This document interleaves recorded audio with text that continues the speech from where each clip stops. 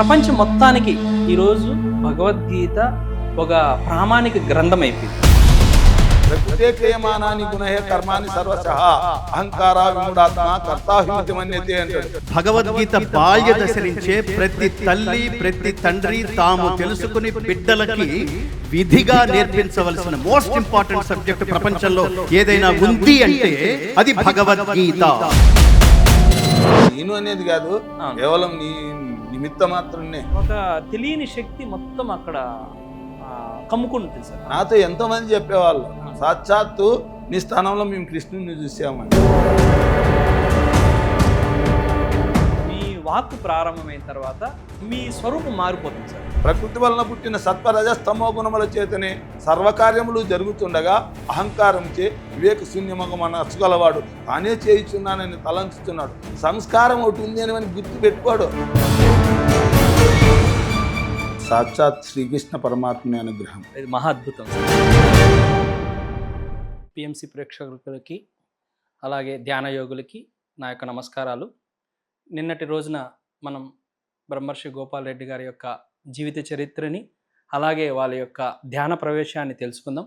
ఈరోజు మరింత లోతుగా ధ్యానానికి భగవద్గీతకి ఉన్న సంబంధం అలాగే ఎన్నో విషయాల పట్ల ఈరోజు బ్రహ్మర్షి గోపాల్ రెడ్డి గారి నుంచి వారి యొక్క జ్ఞానామృతాన్ని తీసుకుందాం. సార్ నమస్తే అండి. నమస్తే సార్.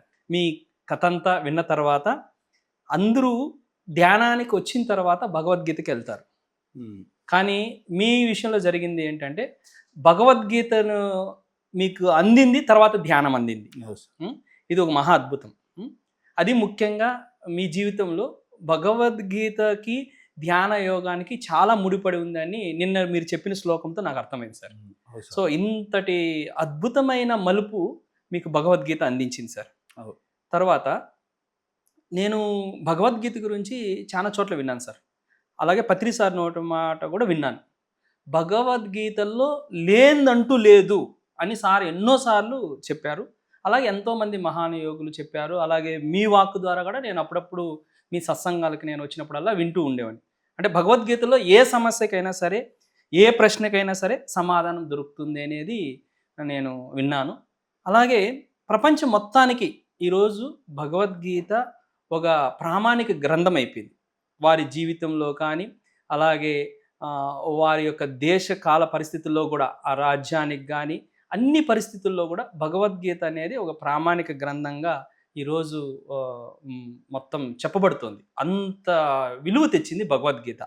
ఇటువంటి భగవద్గీత మీరు చదివిండేది 6వ తరగతి అయితే మీకు తర్వాత గతమంతా మీకు ఎలాంటి కూడా ఎక్కడా కానీ ఈ ప్రవేశము లేదు, ప్రమేయము లేదు. మీకు ఆధ్యాత్మికత ప్రవేశము లేదు. ఈ వేదాలు కానీ పురాణాలు కానీ ఇతిహాసాలు కానీ వీటిలో ఎక్కడా కానీ ప్రవేశాలు లేవు. మీ యొక్క చరిత్ర వింటే ఏదన్నా ఉంటే వీధి నాటకాల్లో పాడు వినిండొచ్చు. ఇది కొంతవరకు ఓకే, కానీ తెలుసుకోవడము అనే. కానీ మీ యొక్క సత్సంగం నేను ఎన్నో చోట్ల చూసిన తర్వాత ఆ శ్లోకాలు అయితేనేమి ఆ యొక్క అర్థం అయితేనేమి సాక్షాత్తు మీకు అవి ఎలా అందించబడుతున్నాయి, దీని యొక్క మూలం ఏంటి సార్, మీకు ఎలా ఈ విషయం తీసుకొని వస్తున్నారు. మేము కూడా ఎన్నోసార్లు మేము చదువుకున్నాము చక్కగా, అన్ని విషయాలు ఉన్నాయి. ఒక శ్లోకాన్ని నేను చదవాలంటేనే ఎన్నో రోజులు పడుతుంది. తర్వాత ఆ శ్లోకాన్ని తిరిగి చెప్పాలంటేనే ఎన్నో రోజులు పడుతుంది. అటువంటిది మీరు ఏ చాప్టర్లోనైనా సరే సందర్భానికి తగ్గంగా మీరు శ్లోకాన్ని తీసుకొస్తారు, దాని తాత్పర్యాన్ని తీసుకొస్తారు. తర్వాత విషయం పట్ల ఎంతో అవగాహనతో మీరు ఏందో అందులో లీనమైనట్లు అనుభవించినట్లు మాకు అందిస్తారు. ఇది ఎలా సాధ్యం? ఒక్క సమయంలో ఇంత తక్కువ సమయంలో మీకు ఇది ఎలా అందింది, ఇది ఎలా సాధ్యమవుతుంది మీ విషయంలో? ఇది చాలా అందరికీ ఉన్న క్వశ్చన్ మార్క్. ఇది ఇప్పుడు ఎన్నోసార్లు మేము ధర్మవరం వచ్చినా కూడా ఈ విషయం అందరూ నాతో చెప్తుంటారు. ఆయన ఎలా చెప్పగలుగుతున్నాడు, ఇది ఎలా అందుతుంది ఆయనకు? ఇది సామాన్యమైన విషయం కాదు. ఎవరి దగ్గర అయినా ఒక వ్యక్తి ముందర కూర్చోగలుగుతున్నారంటే మీ దగ్గర మహాశక్తి లేకపోతే కూర్చోలేరు. మీ వాక్కుకి అంత శక్తి లేకపోతే కూర్చోలేరు. మీ వాక్కు బలం ఉండబట్టే మేము ఆలకిస్తున్నాం. ఇవన్నీ జరుగుతున్నాయి ఏకకాలంలో. సో ఈ రహస్యం ఎలా అయింది? దీని గురించి నాతో పాటు ఎంతోమందికి ఉన్న ఈ క్వశ్చన్కి సంపూర్ణంగా అందించాలని నేను కోరుకుంటున్నాను సార్. ఇది వాస్తవంగా ఈ జన్మలో వచ్చింది అని కూడా నేను అనుకోను. సార్. ఎందుకంటే పూర్వజన్మ సంస్కారం, ఆ, అలాగే ఈ జన్మలో దీన్ని అందుకోవడానికి గురువుల యొక్క అనుగ్రహము, సార్. సాక్షాత్ శ్రీకృష్ణ పరమాత్మని అనుగ్రహం ఆ, సంపూర్ణంగా సంపూర్ణంగా ఆయన మొట్టమొదట ధ్యానానికి వెళ్ళే ముందే ఉమ్, మా మేడంకి ఇచ్చిన మెసేజ్ కూడా అదే.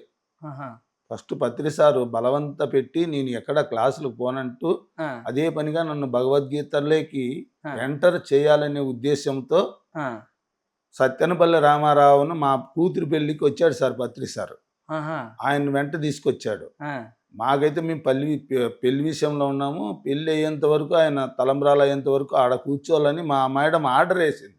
ఆహా, నువ్వు మధ్యలో పోయేకి లేదు. ఆ, అసలు ఆడ కరెంటు ఎట్లుంటుందంటే తలంబ్రాలు పడే చోట దీపాలు ఉంటాయి. ఆడ ఏ ఫ్యాన్లు గీన్లు ఏం వేసేయకుండదు. ఆడొచ్చి ఇది మే నెలలో ఇదే టైమే. ఆ, ఈ టైంలో అస్సలు అంత వేడి. మే 7వ తేదీ పెళ్ళి. ఆ, అలా చెమట్లు కక్కుతూ కూర్చుండిపోయాడు 1.5 గంట సేపు ఉమ్, ఆ సభావేదిక మీద. ఉమ్, అందులో ఆయన వచ్చినప్పుడు ఆయనకు అందిన సన్మానం అయితే జనాలు ఊరికి అట్లా ఆయన మీద పడిపోయినట్టుగా అయిపోయింది. వాళ్ళకి రావడానికి ఎంతసేపు పట్టిందో. ఆ, అక్కడి నుంచి మొదటి నుంచి కూడా ఆ, అలా వచ్చి కూర్చున్నాడు. అంతా అయిపోయిన తర్వాత వెళ్ళిపోయాడు ఆయన పత్రి సార్ వెళ్ళిపోయినాడు.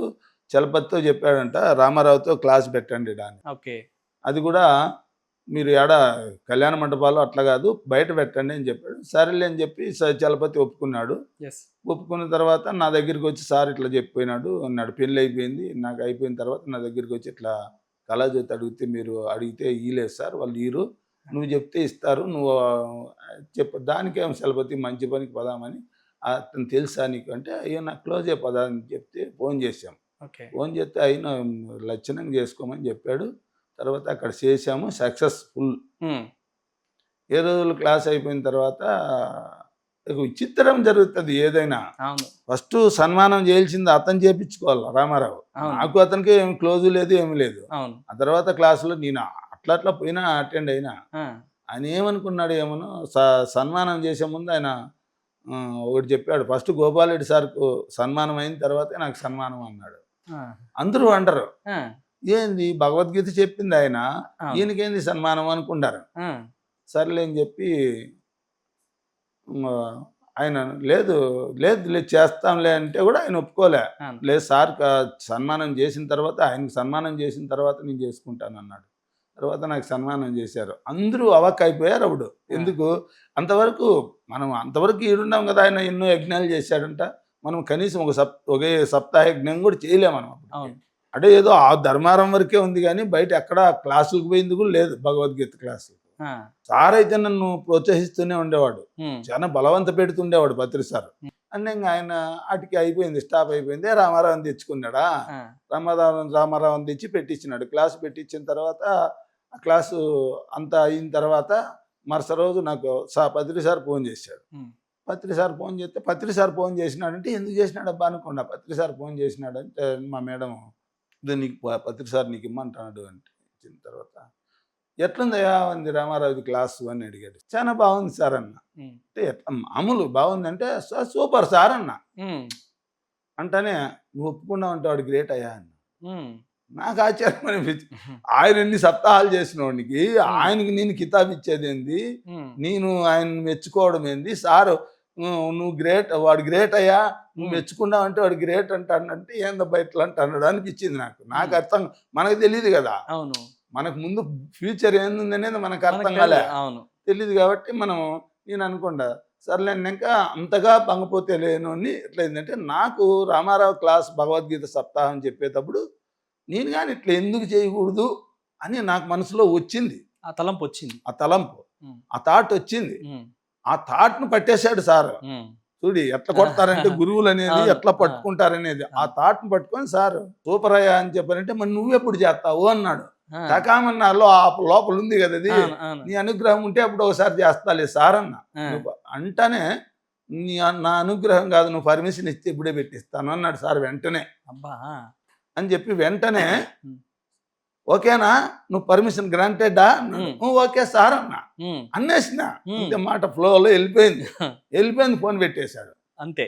మళ్ళా 1 గంట సేపు తర్వాత మళ్ళీ ఫోన్ చేశాడు. ఆ, ఫోన్ చేసి నీకు అరేంజ్ చేసిన అన్నయ్య క్లాసు ఆ, ఒంగోలు జిల్లాలో ఆ, కొమరోల్లో క్లాస్ అరేంజ్ చేసినాను, ఆ, నువ్వు అక్కడికి వెళ్ళి చెప్పు వాళ్ళకు ఇది పర్మిషన్, ఇది నువ్వు డేట్ ఇస్తే వాళ్ళు అరేంజ్ చేసుకుంటారన్నాడు. ఆ, ఇదేంది ఇది, నేను అసలు ఊహించలే. అది ఆ, ఎప్పుడో అనుకున్నట్టు అట్లా అంటే ఒకటేసారి సారు క్లాస్ పెట్టించినట్టు నేను మాట చెప్పినాం కదా, ఆ, నువ్వు ఎప్పుడు నువ్వు నీ అనుగ్రహం ఉంటే అని నువ్వు పర్మిషన్ ఇస్తానే అన్నాడు కదా, నువ్వు పర్మిషన్ అడిగినాడు కదా, అడిగి పర్మిషన్ తీసుకొని మళ్ళీ పోలేదంటే బాగుండదని ఇంకా సరేలే సార్ అన్న.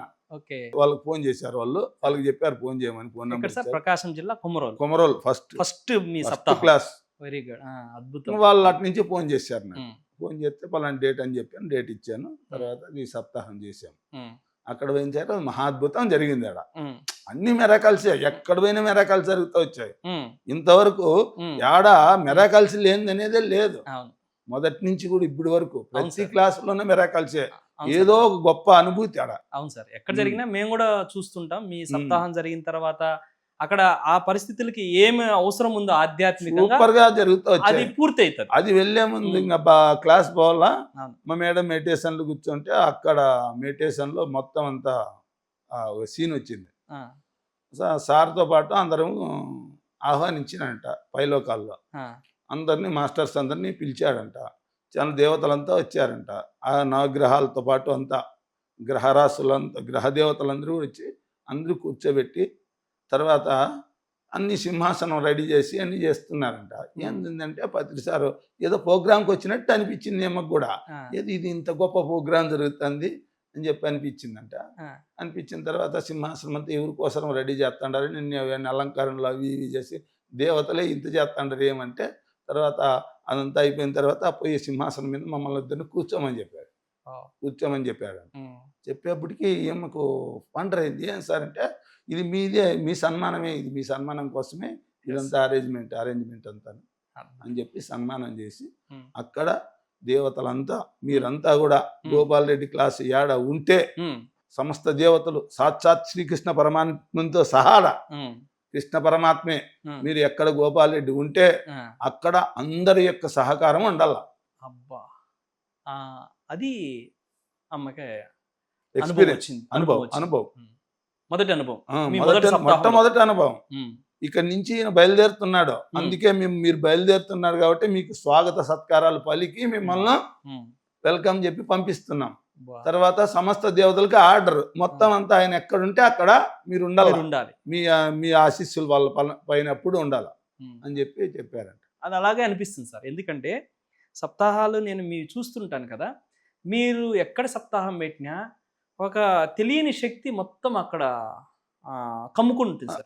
వాస్తవంగా అంతే. అది కమ్ముకుంటుంది. లేకపోతే మనమేం పండితులమా, లేకపోతే ఏమన్నా మనకంటే వాక్చాతుర్యంలో ఉండే వాళ్ళు ఎంతో మంది ఉన్నారు, వాళ్ళందరికీ లేదు మనకి ఎందుకు? అస్సలు కూర్చుంటే సమ్మోహన స్థితిలో ఎందుకుంటారు?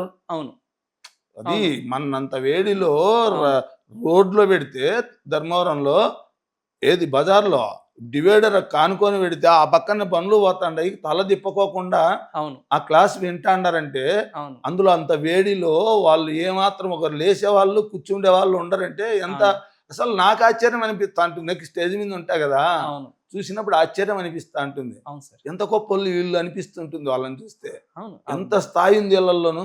అవును, ఈ ఆధ్యాత్మిక జ్ఞానాన్ని పట్టుకొని దానిపైన తన్వయత్వం చెందుతూ అనుభూతి చెందితేనే అంత కూర్చోగలుగుతారు. అవును, గంటల కొద్దీ అవును సార్, అంత వేడిలో అట్ల పరిస్థితుల్లో పైన పక్కనే విపరీతమైన బండ్లు సౌండ్, అవును సార్. ఇటువంటివి ఎన్నో. ఎట్లా పరిస్థితులు అంటే నేను ఒక్క నిమిషం కింద కూర్చోలేనప్పుడు కూడా వాళ్ళంతా వచ్చి నేను ఆ స్టేజ్ మీద నాకంటే ఫ్యాన్ పెడతారు, వాళ్ళకి ఏమి ఉండదు, అయినా కూర్చుంటారు. పాపం ఎక్కడ నొసుకొని కూడా నొసుకరు. అవును సార్. ఆ పరమాత్ముడు ఏ మాట అయితే చెప్పాడో ఆ మాట నిలబెట్టుకుంటూ వచ్చాడు ఇంతవరకు కూడా, ఇప్పటి వరకు, ఈ సప్తాహం వరకు కూడా. ఇదే కాకుండా మీరు పెట్టే సప్తాహంలో నేను ఇంకొకటి చూశాను. మీరు ఎక్కడైతే సప్తాహాన్ని ప్రకటిస్తారో, మీరు వస్తారో అక్కడ ఆ సప్తాహ నిర్వాహకులకు కూడా కావాల్సిన అన్ని ఏర్పాట్లు తెలియకుండానే అందిపోతాయి. ఇది నేను చాలా చోట్ల ఈ చూసాను. విషయంలో కూడా కరెక్ట్ మాట ఇది. ఎందుకంటే ఇంతవరకు నాతో సప్తాహాలు పెట్టించిన వాళ్ళు ఏమీ లేకుండా ఒట్టి చేతులతో పెడితే ఎట్లా పెడతామో అనుకున్న వాళ్ళకి కూడా డబ్బులు మిగిలిందే కానీ ఎవరికి సాలకొచ్చింది కూడా లేదు. ఏ రోజు లేదు సార్. అనేక చోట్ల ఇప్పుడు మేము అన్ని ఇక్కడ చోట్ల. జీతవనంలోనే చేస్తున్నాము. తర్వాత మిగతా చోట్ల మీకు అనుభవం ఉంటుంది, ఎందుకంటే మీకు జీతవనంలో ఇప్పటికి 8ో 9ో సప్తాహాలు ఉండొచ్చేమో. అవును ఒక కరోనాలో 1 2 తప్పైనాయి, తప్ప- కనీసం అంటే 8 ఏం తగ్గిండవు. అవును హైయెస్ట్ ఏడే అవును సప్తాహాలు సప్తాహాలు జరిగింది. ఇక్కడ జరిగినాయి. ప్రతి సంవత్సరం అవును. కంటిన్యూగా జరిగింది. దీంతో పాటు నేను చాలా చోట్ల కూడా వచ్చాను సార్. వచ్చిన చోటల్లా కూడా అక్కడ ఆ నిర్వాహకులు మామూలుగా ఎప్పుడు చెప్తుంటారు, సార్ యొక్క క్లాసు ఎక్కడ పెట్టినా ఒక వైభోగం లాగా, ఒక కృష్ణ పరమాత్ముడికి ఆయన ఉన్న చోట ఎలా అయితే వైభోగం ఉంటుందో ఆ క్లాస్ ఉన్నన్ని రోజులు సార్ అంత వైబ్రేషన్కి ఫీల్ అవుతారంట. అది నేను చాలా చోట్ల అందులో విన్నాను సార్. ఇంకా కొన్ని మిరాకల్స్ ఏం చేయాలంటే ఫస్ట్ పోయేటప్పుడు డైరెక్ట్గా చూసేవాళ్ళు అంటే కృష్ణ భగవానుడు కనపడేవాడు, అంటే ఫిజికలైజ్కే కనపడేవాళ్ళంట వాళ్ళకు. అవును సార్. నాతో ఎంతోమంది చెప్పేవాళ్ళు అవును. సాక్షాత్తు నీ స్థానంలో మేము కృష్ణుని చూసామని. అవును సార్. అది సార్ ఇంకా నేను చాలా చూశాను. నా నా అనుభవం కూడా చెప్తాను. ఇంకొకటి మీరు ఇచ్చే సప్తాహంలో ఇంకొకటి అద్భుతమైన ఇంకోటి ఏమంటే ప్రకృతి చాలా గొప్పగా సహకారం చాలా మన సహకరిస్తుంది. జీతవనమే దానికి లెక్క. లెక్క ఇంతవరకు ఒక్క సప్తాహంలో వర్షం లేదు అనేదే లేదు. లేదు. ప్రతి ఇన్ని సప్తాహాలు సప్తాహానికి జరిగితే ప్రతి సప్తాహంలోనూ వర్షమే. యజ్ఞఫలం అందుతూనే ఉంది అది వరుణ దేవుడితో. అంతేకాకుండా సార్ మేము మీకు మొట్టమొదటి సప్తాహం నిర్వహించినప్పుడు ఇక్కడ అంతా మొత్తం ప్రచారం చేశాం. ప్రచారం చేసినప్పుడు ఒక డాక్టర్ గారు ఉన్నారు. ఆయన మాతో పాటు 10 రోజులు వచ్చాడు ప్రచారానికి. ఆయనకి తలపైన ఎంటుకలు లేవు. ఆయనకి మొత్తము ఆ ఎండలకి బొబ్బలు వచ్చేసినాయి తలంతా. అయితే సప్తాహం పెట్టిన మొదటి రోజు మరుసటి రోజుకి మాయమైపోయింది ఇక్కడికి వచ్చేసి. అంటే సాక్షాత్తు భగవంతులందరూ కూడా అనుగ్రహము, సమస్త దేవతలకు నేను కోటి కోటి కృతజ్ఞతలు చెప్పుకోవాలి. ఇంతవరకు సర్వరచన అది మహా అద్భుతం విషయంలో మాత్రం ఎప్పుడు కానీ అది జరుగుతుంది. భగవాన్ ఆదేశాన్ని మొత్తం అంతా దేవతలంతా ఇప్పటి వరకు కూడా వాళ్ళు కర్తవ్యాలను నిర్వహిస్తూనే ఉన్నారు. నిత్యం వాళ్ళు మీరు ఎక్కడైతే సప్తాహం అందిస్తారో మా మేడంకి వచ్చిన ఎక్స్పీరియన్స్ ప్రకారమే జరుగుతుంది. అవును సార్. అది ఇప్పుడు అనేక చోట్ల మనం పెడతాము, క్లాసులు పెడతాము, మాస్టర్లు వస్తారు, జరుగుతుంటాయి. కానీ మీ దగ్గరకు వచ్చేవాడికే మీ క్లాస్ నిర్వహణ అని వచ్చేసరికి తెలియదు అది ఎలా వస్తారో, అది ఏంటో అది మాకు అర్థం కాదు. నిర్వహించే వాళ్ళకి వచ్చేస్తారు. అంటే ఇవన్నీ కూడా మీ వెనకాతల కానీ మీకు మీకు ఏదైతే రమాదేవమ్మకు వచ్చిన ఎక్స్పీరియన్స్ ఉందో అలా మాస్టర్స్ అందరినీ కూడా వాళ్ళే రప్పిస్తారేమో, అర్హత ఉన్న వాళ్ళందరినీ కూడా. అంత అర్హత ఉన్న వాళ్ళు ఖచ్చితంగా వస్తారు కూడా. ఇది నేను చాలా బాగా గమనించాను సార్. సో మొత్తం మీద ఇది ఒక దైవ ప్రణాళికతో మీ సప్తాహాలు జరుగుతున్నది అనేది నాకు సంపూర్ణ నేను అర్థం చేసుకున్నాను సార్. చాలా మందికి కూడా అదే అనుభవం వచ్చింది. సో ఇది ఈ భాగ్యాన్ని పిరమిడ్ స్పిరిచువల్ సొసైటీ మూవ్మెంట్కి కల్పించినందుకు మీ ద్వారా మన గురుదేవులు బ్రహ్మర్షి పితామహకి, కృష్ణ పరమాత్ములకి, మీకు కూడా మళ్ళా నేను ఒకసారి నమస్కరించుకుంటాను సార్. అందరి మీ ఆదరాభిమానాలే నన్ను ఈ స్థానంలో నిలబెట్టాయి. నేను అనేది కాదు, కేవలం నీ నిమిత్త మాత్రమే. అవును సార్. ఈ శరీరం నాది కావచ్చు, నాదైనా ఇది నాదనే లేదు, ఇది కూడా నాది కాదు. అది అది అది కూడా కాదు. కాదు అయినప్పటికీ ఈ శరీరంలోకి వచ్చిన జీవుడు ఏదో పూర్వజన్మ సంస్కారం అవును సార్ ఉంది కాబట్టి జరుగుతుంది. లేకపోతే ఏం మహా పండితులు, వేదాలు, ఉపనిషత్తులు అన్ని అవపోసన బట్టి ఆశ్రమాల నుంచి వచ్చిన వాళ్ళు కూడా లేదు. కనీసం ఒక దాంట్లో అయితే పట్టు కాదు, నాకు కూడా వచ్చిండేది కాదేమో. ఇదేంది భగవద్గీత, భాగవతము, రామాయణము, మహాభారతము, అవన్నీ ఈ భగవద్గీత అన్న కొన్ని దినాలు గ్యాప్ వచ్చింది. ఆప్ అయితే భగవద్గీత ఒక సప్తాహం ఆప్ అయితే మా మేడము 4 రోజుల ముందు నువ్వు ఖచ్చితంగా రేపు నుంచి భగవద్గీత అదే డేట్కే కాకినాడలో క్లాస్ పెట్టారు. ఆమెకు వాళ్ళ నాయన చనిపోయినాడు, క్లాస్ అది రద్దు అయింది. రద్దు అయితేనే ఒక 5 రోజుల ముందు టికెట్లన్నీ రిజర్వేషన్లు అన్నీ చేసుకున్నాము. రద్దు అయింది. రద్దు అయితే అదే దానికి క్లాస్ పెట్టమంటుంది. శ్రీకృష్ణ భగవాన్ నాతో మెసేజ్ ఇస్తాడు, ఆడ పెట్టమంటుంది. నాకు దాని గురించి నేను అసలు దాన్ని ఉపనామాలే తెలియవు, కానీ కనీసం దాని కథే తెలియదు. అంటే ఏమంటుందామే, ఏం సార్ ఆయన ఒప్పుకుంటాడు, ఆయనకేంది ఆయన కూర్చోబెట్టి మేడం, ఆయన నేను చూసుకునే వాళ్ళు ఉండే కదా, ఉమ్, నేను చూసుకుంటా కదా, ఆయన కూర్చోమను ఉమ్, అని చెప్తాను అని బలవంత పెట్టింది. ఉమ్, బలవంత పెడితే నువ్వు ఇవన్నీ వ్యవహారాలు చెప్పేవాళ్ళు చాలా మంది ఉంటారు, అవును, ఏం ఫిజికల్, ఇది ఏం ఫిజికల్ వరల్డ్, అవును, ఇది బైబిల్లో పైలోకాలు కాదు, ఫిజికల్ లోకం ఇది. అవును, ఏదైనా నువ్వు ఉండాల, లేకుండా ఊరికే పోయి కూర్చుంటా నాకు అన్నీ వస్తాయని ఇది ఉండదు అని చెప్తే ఆయన చెప్తాను నాకేం తెలియదు, నువ్వు ఖచ్చితంగా ఆ డేట్కే మొదలు చేయాలంటాడు, భాగవతం మొదలు పెట్టాలంటున్నాడు. ఆ, 5 రోజులు ఉంది అప్పుడు. ఆ, అసలు కనీసం అది పుస్తకం అన్న తీసుకొని కనీసం చూడన్న చూడాలి కదా, అవును. అది మ్యాటర్ ఏముంది, దాన్ని ఎక్కడ ప్రారంభము, ఎక్కడ ప్రారంభము, ఎట్లా వస్తుంది, దాని లెవెల్ ఏంది ఆ, అనేదాన్ని తెలియదు కదా. అవును, ఏమంగా ఆ. అది కాదులే అని చెప్పి ఖండించేసి ఊరికే అయితే ఆ, 2-3 రోజుల నుంచి పోరు పెట్టబట్టింది. ఆ, నీ ఇష్టం చూడే చెప్తా అన్నాడు, నాకు ఆయన నాది కాదు బలవంత పెడతా అన్నాడు అంటా అంది. ఆ, ఇంకా లేదంటే 3 రోజుల ముందు వెంకటస్వామి పిలిచి అన్న ఇంకేమో పోరుకు తట్టుకోలేకున్నాను, ఆ బుక్ అనేది అన్న ఫస్ట్ తోసారి తిరగేసాను చూస్తాను, అది ఏంది దాంట్లో అర్థం కాలేదు కదా నాకు. ఆ, గురువే ఏముందో తెలీదు, ఆ, నాకేమో నేను తడై మాస్టర్ ఊరికే కూర్చుంటే నాకు కనపడుతుంది ఏమన్నా, ఉమ్, లేదంటే భాగవతం ముందర కనపడతా అంటే చెప్పేది ఏందన్నా ఇది అంటే, ఉమ్, ఏమో సార్ మేడంకి వచ్చిందంటే కరెక్టే ఉంటుంది, మేడం అంటే పిచ్చి నమ్మకం వాళ్ళకి అందరికి. అవును, అవును. ఎవరికైనా ధర్మారం. ఒక ధర్మారంలో అవును. ఆమె చెప్పిందంటే ఏదో దానికి ఖచ్చితంగా ఉంటుందని, దానిలో నేను కూడా ఒక ఫేవరెట్ నెలే. ఎందుకంటే అనుభవం ఎంతో ముఖ్యం. అంటే ఇట్లాంటివి జరిగినాయి జరిగినాయి కాబట్టి కదా, ఒప్పుకోవాలి కదా. వాస్తవాలు కదా. సరే చూద్దాం. అవును. మా వాడు నగాడు నా ఆ. కొడుకు వచ్చి, ఆ. ఏమంటే ఇట్లా విషయం ఏమంటే ఎట్లా అంటే మరి ఎట్లా చేస్తావప్ప అంటే బుక్ తెమ్మని నేనంటే చూస్తానని చెప్తా, ఒకసారి చూస్తానని చెప్పేకైతుందే, ఆ, అది కూడా ఏందో నీకు 4 మందో 10 మంది ముందర కాదు, అవును, 100 మంది ముందర కూర్చోబెట్టి 100 మంది కూర్చోబెట్టి ముందర అవును, నీకు ఏం తెలుసు అని, నీకు దాన్ని ఏమీ తెలియదు అని కూడా తెలిసిన వాళ్ళు ఉంటారు కదా, వాళ్ళు ఎవరన్నా వచ్చి చూస్తే వినేవాళ్ళు అవును, వింటారు కదా, వాళ్ళు చెప్పకపోయినా అవును, వాళ్ళు ఏంది ఈయన ఇట్లా చెప్తాను అనుకుంటుంటే ఏమరా నాకేం దిక్కేది లేదు, ఆ, మీ అమ్మాయికి పట్టుబట్టింది ఒప్పుకున్నానంట. ఆ, అట్లయితే నువ్వు ఒకసారి ఇంటానే చెప్తానంటే ఏకసంతరాగ్రహేను అని, ఆ, ఏకసంతరాగ్రహో ఏమో అని చెప్పి బుక్ చదివి సప్తాహం చేసి ఆ రోజు కూడా వండరయ్యా నేను. ఆ, అసలు నాకు అర్థం కాలే, ఆ, అంత అద్భుతంగా కనీసం అప్పుడు కూడా మెడలు తిప్పుకోకుండా వినేంత స్థాయి అవును, అవతలకు ఏమాత్రం కూడా ఆశ్చర్యపోయారు. ఉమ్, ఎప్పుడు భాగవతం చెప్పలే, ఎట్లా చెప్తాన్నాడని. ఉమ్, ఇక మహాభారతం కట్టుకు వచ్చేదానికి కొన్ని 100 పేర్లు ఉంటాయి దానిలో, అవును, ఒక్కొక్క కథలోనే 100 ఎన్నో పేర్లు ఉంటాయి, 100 కొద్ది పేర్లు జ్ఞాపకంలో ఉండాలి. జ్ఞాపక శక్తి అవును, అంత పెట్టుకోవడమే కష్టం. అవును.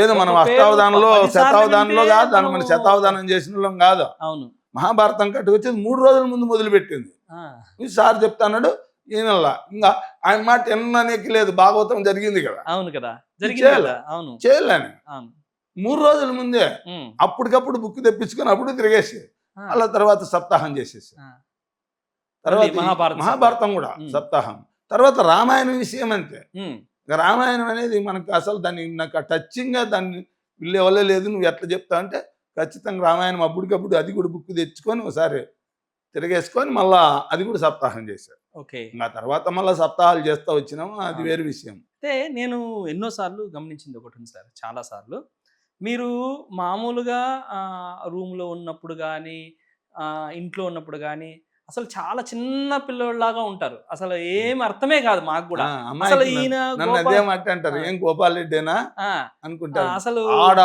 ఆడ క్లాస్ చెప్పేటప్పుడు అవును ఉండే లెవెల్ వేరు, మీరు ఇటుకు వచ్చిన తర్వాత మళ్ళీ అక్కడికి సాదా ఎక్కిన సీదా తర్వాత మీరు కూర్చున్న తర్వాత ఒక్కసారి మీరు కళ్ళు మూసుకొని ఓంకారాన్ని స్మరించి కృష్ణ పరమాత్మునికి మీరు నమస్కారాలు తెలిపిన తర్వాత మీ వాక్కు ప్రారంభమైన తర్వాత మీ స్వరూపం మారిపోతుంది సార్. అది మేము చాలాసార్లు చూసాం. ఇప్పుడు అది చెప్తా అంటే ఏంటంటే ఫీలింగ్ లో చూసే వాళ్ళ ఫీలింగ్ లో అట్లుంటది అంటారు. అవును, మొహంలో కూడా అది మొత్తం పూర్తిగా మారుతుంది. అసలు ఏ మాత్రము మీ అంతకు ముందు ఉన్న మీరు, కింద ఉన్న మీరు, అక్కడ ఉన్న మీరు వేరేగా ఉంటుంది. ఎందుకంటే మేము ఎదురుగా ఉంటాం కదా. సో దాని తర్వాత మాటలు కూడా అంతే. ఈ ఎన్నోసార్లు నేను గమనించింది ఏంటంటే మీరు కింద మాట్లాడే మాటలు స్టేజ్ ఎక్కిన తర్వాత వచ్చే పదాలు చాలా తేడాగా ఉంటాయి సార్.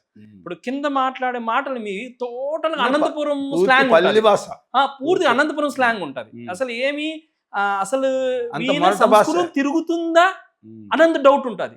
కానీ మీరు స్టేజ్ ఎక్కిన తర్వాత మీరు చెప్పే శ్లోకాలు అయితేనేమి, ఉచ్చారణ అయితేనేమి, ఆ పదాల కూర్పు అయితేనేమి, ఆ ఆ తాత్పర్యం తాత్పర్యంలో వచ్చే పదాలు అయితేనేమి అసలు చాలా అద్భుతంగా ఉంటాయి సార్. ఇది మహా అద్భుతం సార్ ఇది మాత్రము. అది ఆ భగవంతుని కృప. నేను ఇప్పటికీ నాతో పాటు వాస్తవం భగవంతుని కృపే, కృపే. లేకపోతే మంది లేదనేది మనకు ఆ డీటెయిల్ తెలిసిపోతుంది కదా. నాతో పాటు ఎంతోమంది పిఎంసి చూస్తున్న ప్రేక్షకులకైతేనేమి ఇప్పటికీ ఆ మెయిన్ సోర్స్ మీకు ఎలా దొరికింది అనేది మాకు ఇప్పటికీ ప్రశ్నార్థకమే. ఎందుకంటే సాక్షాత్తు మీరు మాతోనే ఉన్నారు. మీరు ఎక్కడో మీ నేపథ్యం ఏమి హిమాలయాల్లోనూ లేదు, ఆశ్రమాల్లోనూ లేదు, ఎక్కడా లేదు. గురువుల శిక్షణ కూడా ఎక్కడా లేదు. గురువు శిక్షణ గురువు లేదు, శిక్షణ, ఏ చదువు గురువు లేదు, శిక్షణ లేదు. సంస్కృతము లేదు, ఏమీ లేదు. ఎక్కడ ఏమీ లేదు. మీరు ఫ్యాక్షన్ నుంచి వచ్చారు. ఫ్యాక్షన్ ఇచ్చిన తర్వాత ఏదో ఒక శరీరాన్ని కాపాడుకునేదానికి ఒక భగవద్గీత శ్లోకం చదివారు. భగవద్గీత శ్లోకాన్ని పట్టుకొని ధ్యానం చేస్తే ఇంత గొప్పదన్నారు. సో ధ్యానం చేశారు. తర్వాత మొత్తం మీ జీవితం ఇంకోలా మారిపోయింది ఆధ్యాత్మికత వైపు. సో ఇంత పెద్ద మలుపు ఇది ఈ యొక్క రహస్యాన్ని మాకు ఇంతవరకు అంతుపట్టలేదు సార్. ఎలా సాధ్యమైంది? అంతుపట్టదు కదా. నాకు కూడా అంతుపట్టే విషయం అయితే కాదు.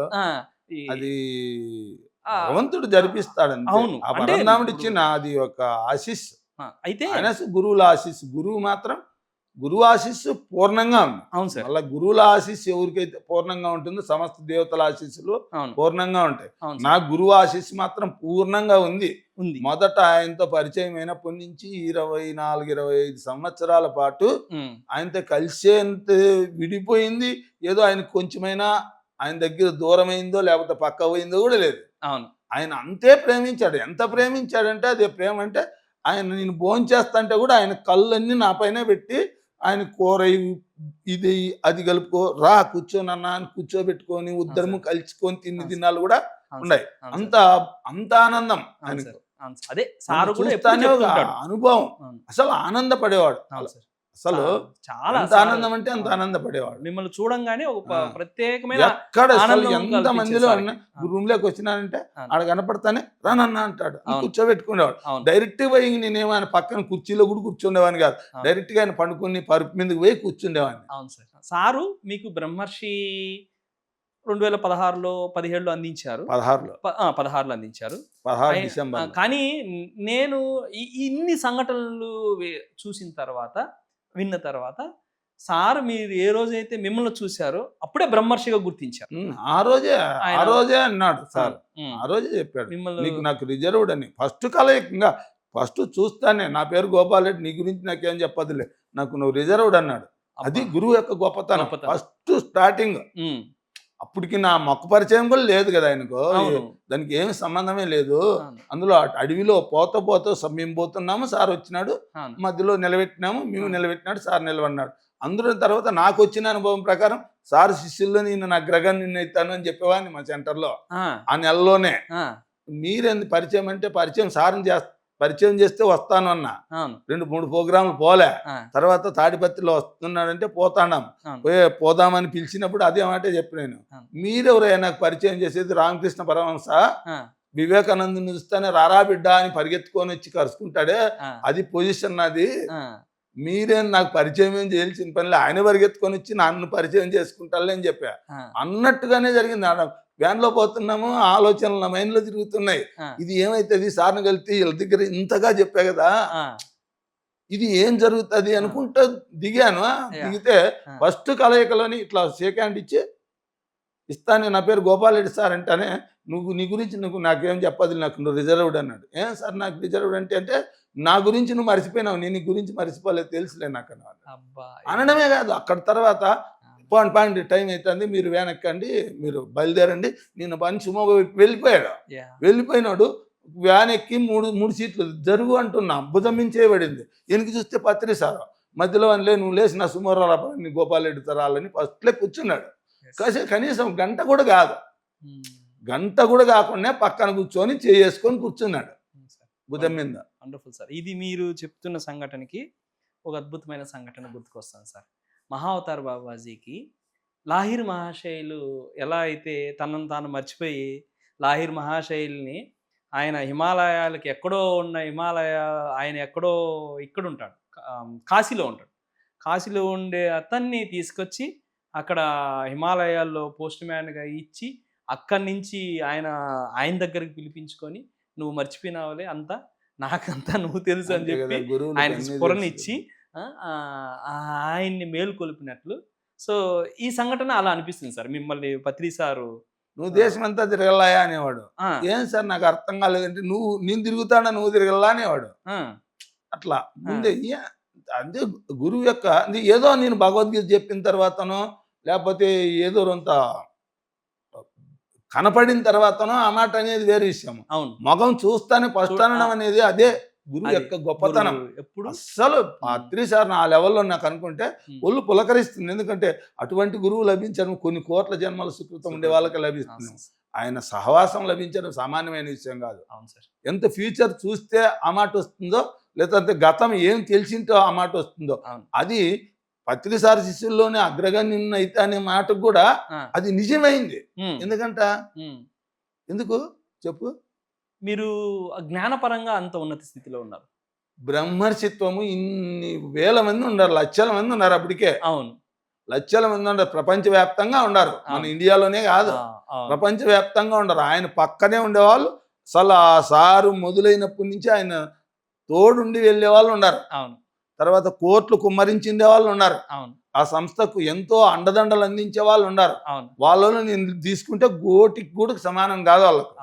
అందరి నుంచి అంత మహాసభలో ఫస్ట్ స్టార్టింగ్ లో కనీసం ఎవరికి ఊహల్లో కూడా అది ఒకటి ఇచ్చేది ఉంది అనేది కూడా ఎవరికి తెలియదు, ఇస్తాడనేది కూడా.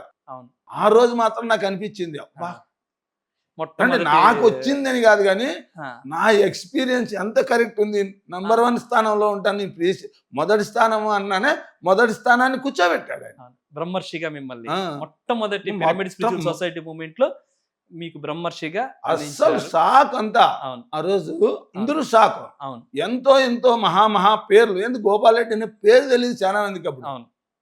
అటువంటి దాంట్లో అదే పనిగా అక్కడ సప్తాహం పెట్టి, సప్తాహం 7 రోజులు నువ్వు చేయాలని చెప్పి చేసి వాళ్ళు లేదు సార్ డేట్ లేదని శివప్ప సతాయిస్తే కూడా నువ్వేం చేసుకుంటావు ఏం లేదో, గోపాల్ రెడ్డికి ఇస్తాను డేట్ ఇవ్వు అని చెప్పేసి ఫోన్ ఇచ్చేశారు నాకు. మాట్లాడు, నువ్వు అవన్నీ కథలు చెప్పొద్దు, ఖచ్చితంగా గోపాల్ రెడ్డి ఈసారి సప్తాహం జరగాలన్నాడు సభలో. అలా మనకి కడతాళ్ళు పెట్టి ఆ సప్తాహంలో ఆ రోజు అది ప్రకటించడం ఇది మహా అద్భుతం సార్.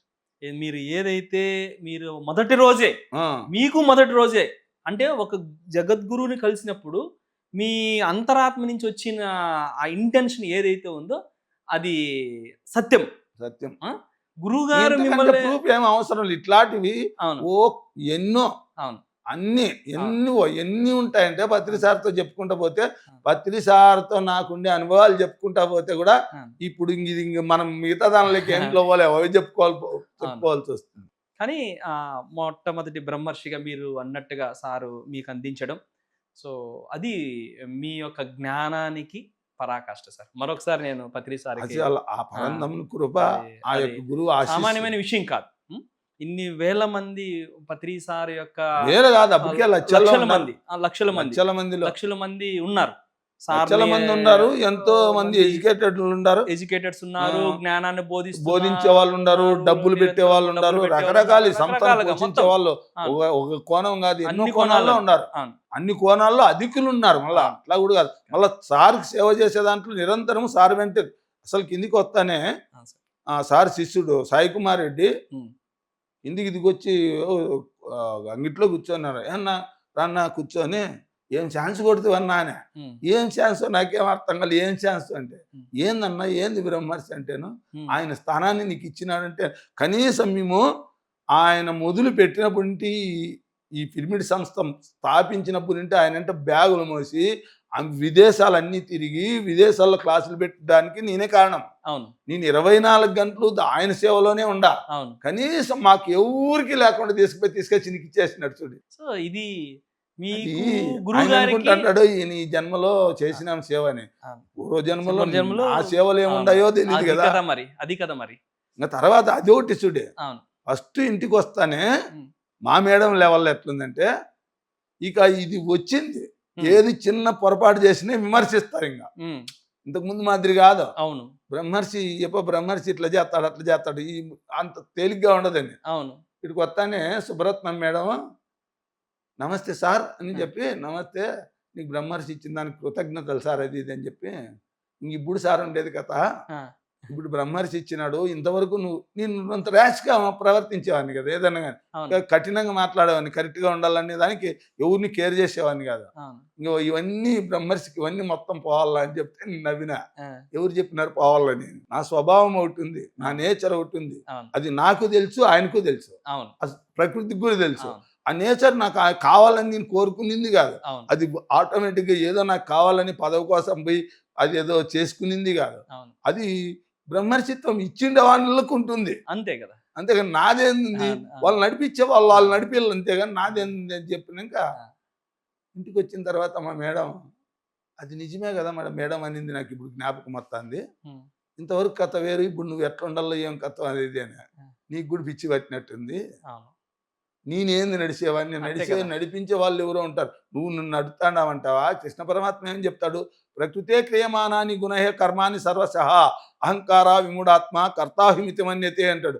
ప్రకృతి వలన పుట్టిన సత్వరజస్తమో గుణముల చేతనే సర్వకార్యములు జరుగుతుండగా అహంకారముచే వివేక శూన్యమగ మనస్సు గలవాడు తానే చేయుచున్నానని తలంచుతున్నాడు. సంస్కారం ఒకటి ఉంది అని గుర్తు పెట్టుకోడు, అవును ఆ సంస్కారం వల్ల ఇది జరుగుతుంది అని గుర్తించాడు. అవును నేనే చేస్తున్నాను నేనే చేస్తున్నాను చేస్తున్నా. నెత్తిని ఎట్లా వాళ్ళు ఇట్లే నెత్తినేసుకుంటారు, ఇప్పుడు నేనేంది చేసేది లేదు, అవును అది ఇచ్చినో ఇమ్మనింది కాదు, అవును ఆయన ఇచ్చినాడు, ఇచ్చింది అంటే దానికి ఏదో అర్థం ఉంటుంది, జరుగుతుంది అంతే. అవును. అది ఏం జరిగినా కరెక్టే. అవును మీకు లభిస్తుందని అన్నప్పటికీ అంచనా లేదు, కానీ అప్పటికి పరమాత్ముడు ఏంది ఇది కథ అని చెప్పి ఆమె విపరీతమైన ధ్యానం చేసింది. ఇంకా ఉమ్, ఒక 2 రోజులు 3 రోజులు కూర్చొని ఉమ్, భారీగా చేసి మొత్తం ఎటు జడ్డు ఉమ్, జన్మ సంస్కారాలన్నీ చూసిన తర్వాత ఉమ్, అప్పుడనింది, అమ్మ బాబోయ్ ఉమ్, ఇది మామూలు విషయం అయితే కాదు, ఉమ్, నేను ఏందో అనుకుంటే, ఆ, నేను ఏదో మామూలుగా అనుకొని నేను అనుకున్నాను, ఆ. నువ్వు చేసిన తపస్సులు, నువ్వు చేసినటువంటి ఆ కర్మలు, తీక్షణమైనటువంటి కర్మలు